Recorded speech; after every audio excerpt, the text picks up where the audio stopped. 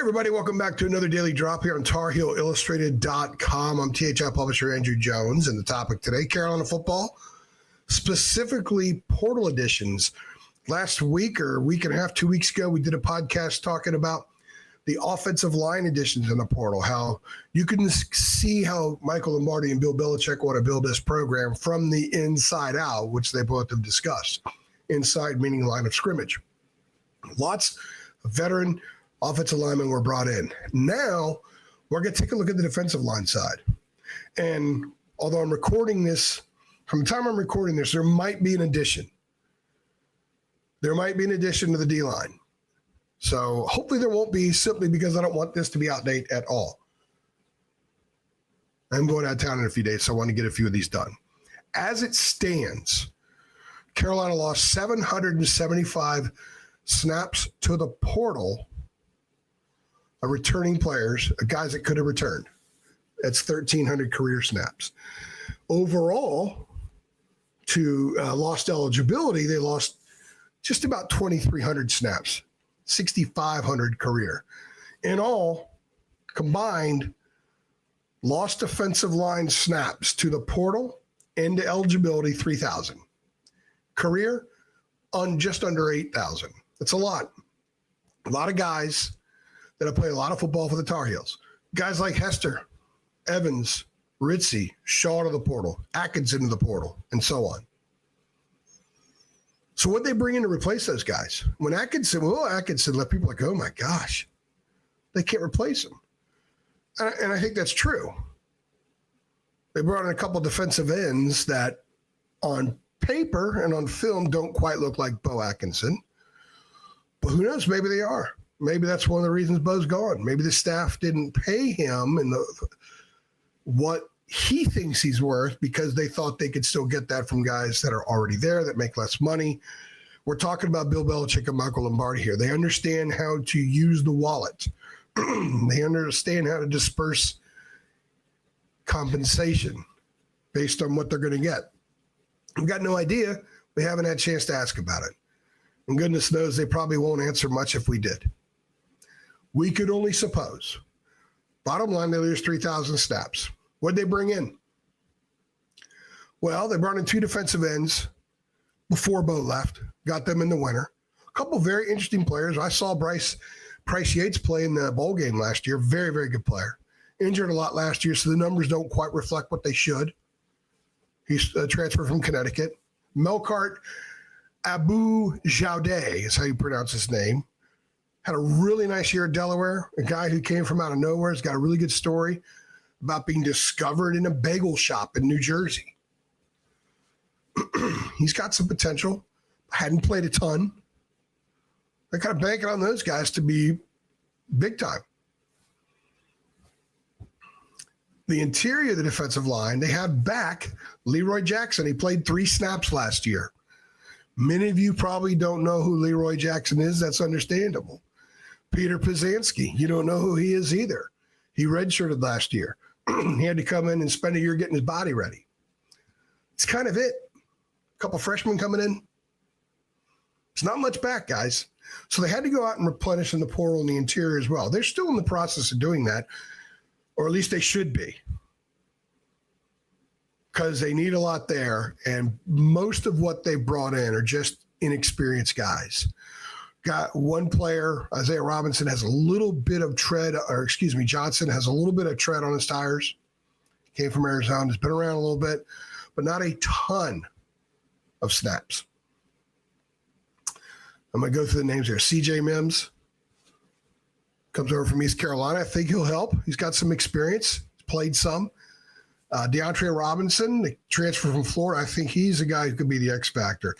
He's in the Travis Shaw realm where he was super highly regarded, but he, like Travis was, but it took Travis to his third year to really get any meaningful snaps. And he was pretty solid in short yardage situations, but that was it.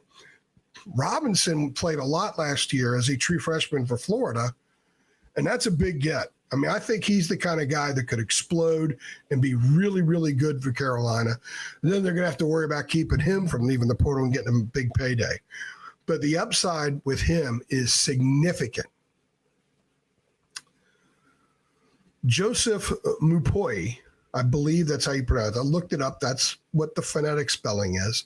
He played only 2 games at Penn State, inexperienced, obviously. But, hey, James Franklin thought a lot of him. And now he's got an opportunity at Carolina. He's a big body. They've beefed up the middle, and they needed to because they lost so much, not just guys whose eligibility ran out, but they lost Rodney Lord and Joel Starlings. I thought they were going to have an opportunity to step in and get more snaps and be a part of a rotation this year. They left as well. I mean, there's nothing back in the interior of the defensive line. I mentioned Leroy Jackson, 3 snaps. So this is a massive concern. And that's why I said at the beginning of the podcast, they could add guys by the time we run this because they need to add guys. They still have a lot of scholarships to fill. And they need to get some dudes who can get down there in a gap on a 4-point stance and eat up blockers. They need what Gene Chizik used to call gap integrity guys. So I would suspect that they're going to add some more. As it is right now, as optimistic as Carolina fans should be about the offensive line and everything that they added and the competition they're going to have over there, and the fact that there are basically 9 returning starters on the offensive line, given where guys were, should be no problem coming up with 5. I think it's a different discussion on the defensive line. Now, I do believe Robinson could explode and be a big-time player. I can absolutely see that happening. I think Yates, if he's healthy, can really be an all-ACC kind of defensive end. Abu Jaude, love the potential there, but he's been around a while, and maybe he's just still in the upswing because of the path he's taken to get to this point. There are some other guys that will they have a hand on the ground or not? I mean, how are they going to use a Jabron Harvey? How are they going to use Tyler Thompson? Harvey more so because he's lower base strength. I could see him more the hand on the ground, but he has to put on weight.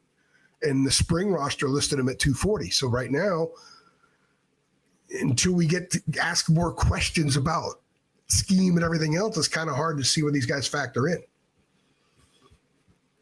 So look for more D linemen to be added. I mean, the fact that I have to look at notes for this drop tells you what little there is and how much uncertainty there is.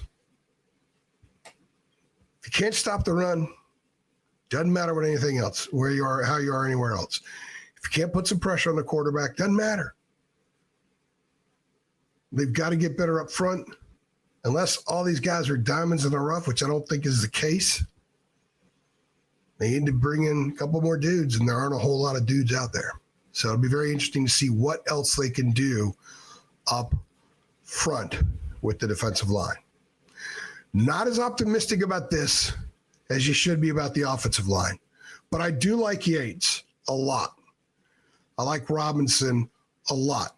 So let's see what else can materialize. Maybe one of the true freshmen coming can help him as well. And I do think Mims has a little more upside. The new scenery could be really good for him as well. Let us know what you think.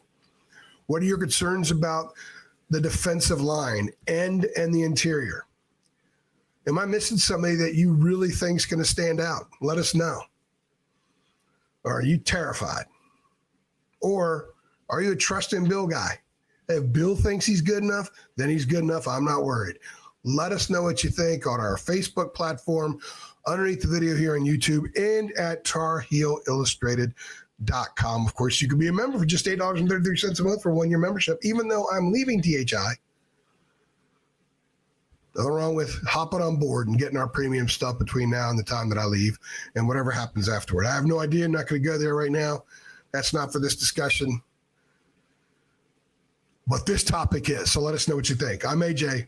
Thanks for stopping by, guys.